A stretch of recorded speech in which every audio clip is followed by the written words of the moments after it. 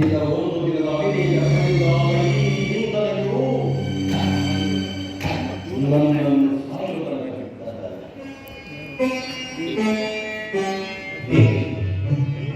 ಅಣ್ಣನ ಅಪರಾಧವನ್ನು ಕ್ಷಮಿಸುವಂತೆ ನಾನು ಎಷ್ಟೋ ಸಾರಿ ಹೇಳಿಕೊಂಡೆ. ಆದದ್ದು ಆಗಿಹೋಯಿತು. ಅದನ್ನು ಬರೆದು ಈಗ ಮುಗಿಸಲು ಕಾರಣ ಎಂದು ನನ್ನೊಳಗೆ ಸಾಧ್ಯ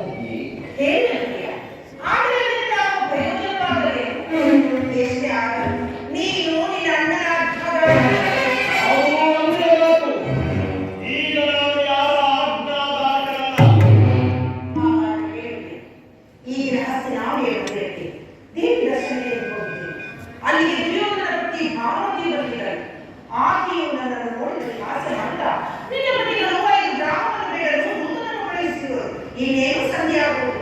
ಆಗಲಾದರೂ ಈ ಬಿಚ್ಚಿದ ಮದುವೆ ಕಟ್ಟಬೇಕಾ ಎಂದು ನನ್ನನ್ನು ಕಟ್ಟುಬಡಿ ಆಸೆಯಾಗಿರುತ್ತದೆ.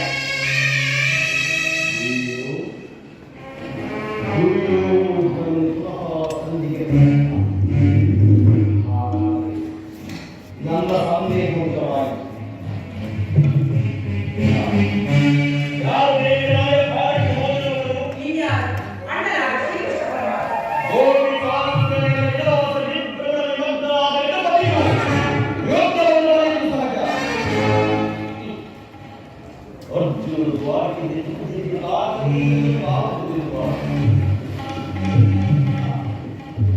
ಅದರಲ್ಲಿ ಆ ಭಾನುಮತಿಗೆ ಏನೆಂದು ಉತ್ತರ ಕೊಟ್ಟೆ?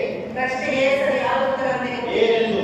ಭಾನು ನಿನ್ನ ಕತ್ತಿನ ಮುಡಿಯನ್ನು ಬಿಚ್ಚಿಸುವವರೆಗೂ ನನ್ನ ಈ ಮುಡಿಯನ್ನು ಕಟ್ಟಲಾರನೆ ಎಂದು.